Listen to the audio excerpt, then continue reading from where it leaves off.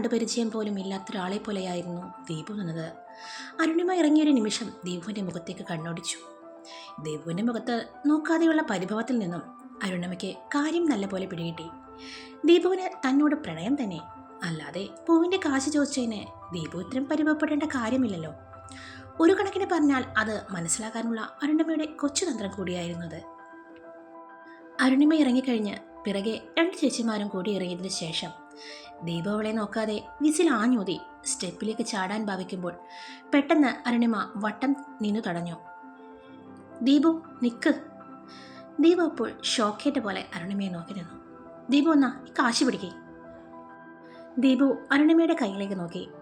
ഇതെന്താ അരുണിമ, ആളെ പൊട്ടം കളിപ്പിക്കാണോ എന്ന് ചോദിക്കണം തോന്നിപ്പോയി ദീപുവിന്. അപ്പോഴേക്കും അരുണിമയുടെ നാവിൽ നിന്നും ബാക്കി വന്നു. കാശിന് വിറ്റതല്ല ദീപുവിന് ഞാൻ ആ പ്ലാന്റ്. ഈ കാശിനേക്കാളും ഒത്തിരി വിലയുണ്ട് ദീപുവിന് പ്ലാന്റ് തന്ന എൻ്റെ സ്നേഹത്തിന്. ദീപു കുന്തം ഇടുങ്ങിയ പോലെ കണ്ണും തള്ളിയൊരു നിൽപ്പായിരുന്നു. ബാക്കിൽ നിന്ന് മഹി ബെല്ലടിച്ചു. ആ ദീപു പെട്ടെന്ന് സ്വപ്നത്തിൽ നിന്നും ഞെട്ടി ഉണർന്ന പോലെ ഒരു സ്വരമുണ്ടാക്കി. ആ കാശ് വാങ്ങി പോക്കറ്റിലിട്ട ദീപു എല്ലാം മനസ്സിലായ മട്ടിൽ ചിരിച്ചുകൊണ്ട് അരുണിമയുടെ മുഖത്തൊന്നും കണ്ണെടുക്കാതെ ബസ്സിലൊക്കെ കയറി. അരുണിമ ശരിക്കും ആകെ വീർത്തുപോയി. പെട്ടെന്നുണ്ടായ ആവേശത്തിൽ അങ്ങനെ പറഞ്ഞുപോയി. കാശ് തിരിച്ചു കൊടുക്കുമ്പോൾ വേറെ എന്താണ് താൻ ദീപുവിനോട് പറയുക? തൻ്റെ ഇഷ്ടം ഏതെങ്കിലും രീതിയിൽ ദീപുവിനെ അറിയിക്കണമെന്ന് അരുണിമ ഉറപ്പിച്ചിരുന്നു. അതിങ്ങനെയായി. അല്ല, താൻ പറഞ്ഞതിൻ്റെ അർത്ഥം ദീപുവിനെ പിടികിട്ടി കാണുമോ?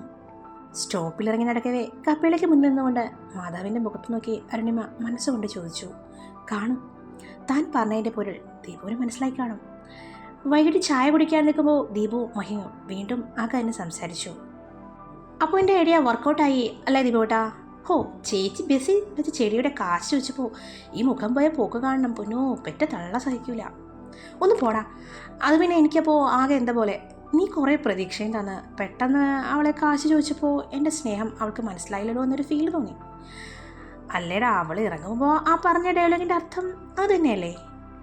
അല്ലാണ്ട് പിന്നെ എൻ്റെ ദീപുട്ടാ, അരുണിമേച്ചിക്ക് നിങ്ങളെ ഇഷ്ടമാണ്. അത് ഓപ്പണായിട്ട് പറഞ്ഞിരുന്നേ ഉള്ളൂ. അല്ല, കിടക്കല്ലേ ഇനി ദിവസങ്ങൾ. അരുണിമേച്ചി ഇന്ന് ആടുവിട്ടെന്ന് പോകാൻ പോണില്ലല്ലോ. ആ, അപ്പോൾ ഇനി ഞാൻ അരുണിമയോട് നേരെ ചൊവ്വേ സംസാരിക്കുന്നതാകും അല്ല യോജിതം? ആ, അത് നല്ല ഐഡിയ. അല്ല, ബസ്സിൽ വെച്ചൊന്നും പറ്റില്ല ദീപുട്ടാ. നമുക്ക് വൃന്ദാവനത്തിൽ വീണ്ടും ചെടി വാങ്ങാൻ പോയാലോ? അല്ലടാ, ലീവ് ഒരു ദിവസമല്ലേ. ഞാൻ ഇറങ്ങണില്ല. ദീപുവിടെ ഇറങ്ങിക്കോ. ആ ദിവസം ഞാൻ ആളെ റെഡിയാക്കാം. എന്താ, ഓക്കെ അല്ലേ? അല്ലടാ, ജോലി സ്ഥലത്ത് പോകണോ? അല്ല, അരുണിമേച്ചിയുടെ വീട്ടിൽ പോ. അതങ്ങുമ്പോൾ ഗിരിയേട്ടൻ്റെ വക നല്ല ഇടിയും വാങ്ങാം. ബസ്സിലും പറ്റില്ല. പിന്നെ വേറെ എന്ത് വഴിയാ?